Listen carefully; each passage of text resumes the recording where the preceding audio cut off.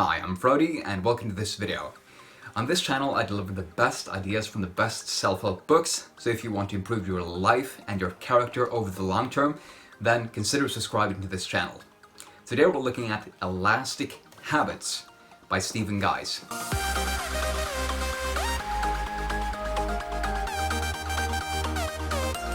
Stephen Guise is a best-selling author and blogger who wrote the best-selling book Mini Habits and other kinds of books. And in Mini Habits he argued that smaller habits will create bigger results and more lasting habits. For example, by choosing stupid small habits like doing one push-up instead of 30 minutes of working out. And if you do that one push-up, you're successful. In Elastic Habits, he takes this a step further and makes it more fun to develop habits by giving us more flexibility. Today we're going to look at the 3 best ideas in Elastic Habits, and they are 1. Be a soaring bird, 2. Vertical and lateral flexibility, and 3.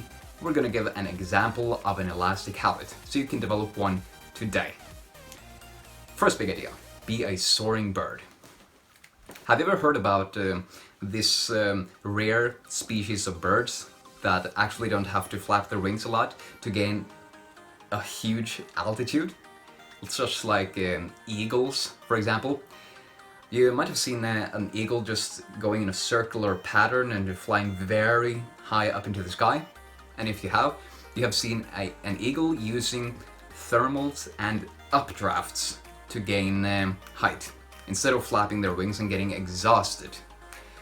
Thermals are warm pockets of air that help create lift for the eagle, and updrafts are like upward surges of wind. For example, when wind hits a mountain or a building or other obstacles. And by using these thermals and updrafts, the eagle is able to gain immense heights. And how does this relate to our habits? Well, most people are a flapping bird. They choose a habit based on a goal they want to achieve, and then they flap their wings haplessly as they exhaust themselves by doing too much too soon, and they think that they have failed if they didn't do the full amount every single day. Now, the soaring habit developer would actually listen to their own mood and emotions on any given day and see how much am I actually going to do, realizing that the results will be lackluster if they force themselves to do too much, if their body is not cooperating with them. So that's really the main premise of this book. Be a soaring bird, not a flapping bird. Develop habits intelligently. The second big idea is lateral and vertical flexibility. What does this mean? Well, with the usual habits, you have no flexibility. It's I'm gonna read for 50 minutes every day. With the vertical flexibility, you get to decide, for example, whether you're going to read a book, whether you're gonna spend your time researching a book, or whether you're gonna spend your time taking notes from a book. The habit is reading, but you have 3 options about the specific action you will do that day. Vertical flexibility, going upwards, gives you a choice about how much you will do. So the very minimum option would be to read for 2 minutes or read 2 pages. The second one would be to read for 25 minutes or read 25 pages. And the third one would be to read for 50 minutes or read 50 pages. And again, the real strength of this strategy is that you can listen to your mood and your energy on any given day and see when can you actually blast through your limits and go really far, and when do you need to be more conservative and conserve your energy. Elastic habits are powerful in that they give us flexibility about what we're going to do and how much we're going to do within a specific habit, like reading or exercising or writing, for example. Now, for the third big idea, we're going to look at a specific example of an elastic habit. Say that you want to develop a habit of exercising.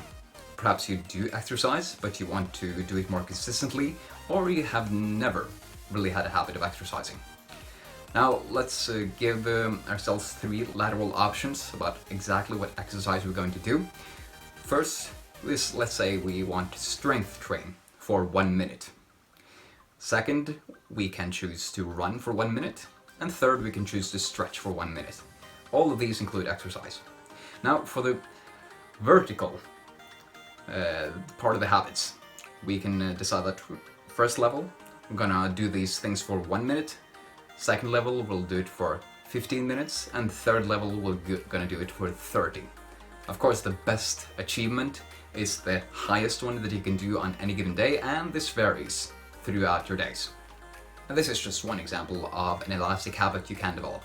When you know the principles behind them, you can start forming them yourself, whether it's for your business, your career, your studies, your relationships, or whatever.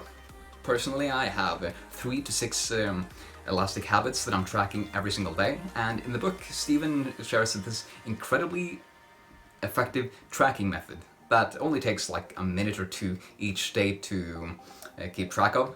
So this is a really inspiring and practical book if you want to learn to develop habits and stick to them. I really enjoyed it and believe you'll do so too, especially if you liked this video and actually stuck with me to the end. Now that's a quick look at Elastic Habits by Stephen Guise. If you liked it, please give this video a like, share it with your friends, and subscribe to my channel so you can stay up to date on the best ideas from the best self-help books that will help you improve your life and your character over the long term. This is Frode signing off. I wish you an awesome day, and I can't wait to share more with you soon. Bye.